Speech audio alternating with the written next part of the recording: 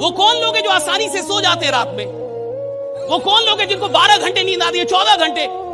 पूरा परिवार अब तो जग जा नालायक, वो कह रहा 1 घंटे और, 14 घंटे सो रहा है, 12 घंटे सो रहा है। और किसी इंसान को अगर 12 घंटे नींद आती है, यानी अभी उसने सपने देखे ही नहीं है। सपनों का मतलब है कि हर 4-5 घंटे पे नींद टूट जाती है अपने आप, राइट? क्योंकि बेचैनी होती है कि सपना है, हर 4-5 घंटे में नींद टूट जाएगी। जिस वक्त आप कंफर्टेबल है उस वक्त पढ़िए। नींद को कंप्लीट लीजिएगा पढ़ाई के वक्त में, 7-8 घंटे दबा के सोइए। ऐसा नहीं है कि भोरे भोरे 4 बजे उठ गया, दिन भर भंगा रहे हैं भाई। जब 4 घंटा बचाने के लिए पूरा 24 घंटा खराब कर दिए। जब तक नींद नहीं अच्छी लेंगे आप पढ़ाई नहीं कर सकते हैं। पढ़ाई के लिए आप तो टेंशन ही मत लीजिएगा कि समझ में आएगा कि नहीं समझ में आएगा। टेंशन बस इस बात कर लीजिएगा कि जिंदा है ना, समझ में आ जाएगा। एक बार एक लड़की ने एक एंट्रेंस एग्जामिनेशन को क्रैक करने की बहुत कोशिश करी, बहुत मेहनत करी, लेकिन उसके बाद भी उसको क्रैक नहीं कर पाई। उसके पिता से अपनी बेटी की हालत देखी नहीं गई। किचन में पहले से उन्होंने गैस स्टोव के ऊपर 3 बोल रखे हुए थे। एक के अंदर कुछ आलू डाले, एक के अंदर कुछ अंडे और एक के अंदर कॉफी बीन्स। उसको उबलने के लिए छोड़ दिए।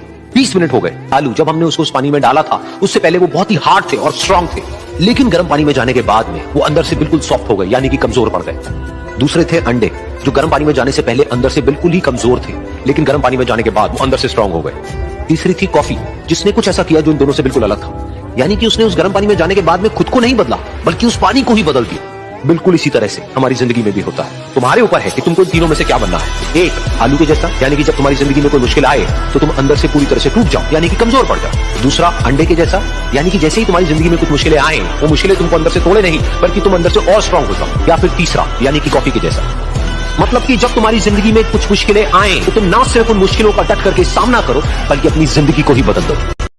तो हम सबसे हाथ जोड़ के विनती करेंगे कि 2 रोटी कम खाइए, लेकिन बच्चों को पढ़ाइए, और प्लीज अपनी बेटियों को रास्ता मत रोकिए। वो इस देश को बदल सकती हैं। लड़कियों को भी कहते हैं कि अगर माँ बाप आपको पढ़ने के लिए बाहर भेज रहा है तो बड़ा समाज से लड़ के भेज रहा है, तो उस समाज का भी ख्याल रखना है कि जब बारिश होती है तो हम छाता लगाते हैं, बारिश तो अपने वक्त पे रुक ही जाएगी। तो समाज भले लड़कियों को पढ़ने न दे, लेकिन छाता लगाना है, समाज से लड़ना है, और माँ बाप को यह साबित करना है कि समाज यही ना कहता है कि घर से बाहर जाएगी तो शायद संस्कार भूल जाए। माँ बाप को यह विश्वास दिला के रखना है। लड़कियों से भी कहेंगे कि बाहर निकलने के बाद, सफल होने के बाद माँ बाप को यह सिखाना है कि देखिए हमें संस्कार में 4 गुना बढ़ोतरी हो गई, आपको जिसका डर था हम वो कभी नहीं होने देंगे, हम आपके लिए हमेशा खड़े रहेंगे।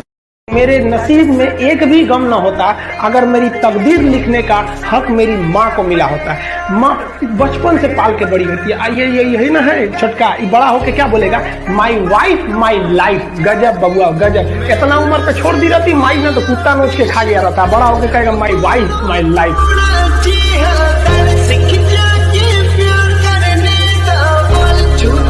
ना थके अभी पैर, ना अभी हिम्मत हारी है। ना थके अभी पैर, ना अभी हिम्मत हारी है। हौसला है जिंदगी में कुछ कर दिखाने का, इसलिए अभी सफर जारी है। वो कहते हैं, धीरे धीरे रे मना, धीरे सब कुछ होए, माली सींचे 100 घड़ा, ऋतु आए फल होए। हे मेरे मन, धीरे धीरे सब कुछ होता है। माली 100 घड़े पानी की सिंचाई करता है, तब जाने के बाद जब ऋतु आती है तब फल निकलते हैं। ऋतु आने से पहले फल नहीं निकलेंगे। और यदि 1.5, 2 साल, 2.5 साल की तैयारी गंभीर करनी पड़ती है तो उतनी पेशेंस चाहिए। आज अगर सपनों के लिए नहीं भागोगे तो कल जरूरतों के लिए भागना पड़ेगा। और जिंदगी जरूरतों वाली अच्छी नहीं लगती, सपनों वाली जीने में मजा आता है। ज्यादा दूसरे के मैटर में इंटरफेयर मत करना चाहिए।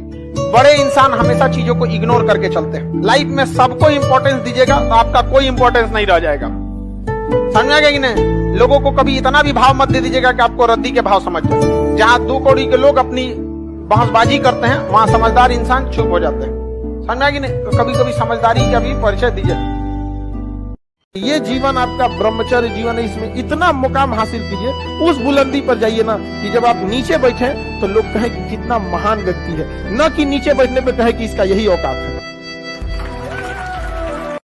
माँ बाप ने कभी साथ छोड़ा नहीं और दुनिया ने कभी साथ दिया नहीं, तो फिर दुनियादारी से क्या लेना।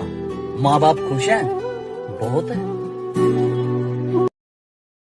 कि 2 तरीके से आदमी बदलता है, या खुद बदल जाए या समय उसको बदल देता है। लेकिन मैं आपको बता दूं कड़वा शब्द, खुद बदल गए तो ठीक, समय ने बदला ना तो बड़ी तकलीफ होगी।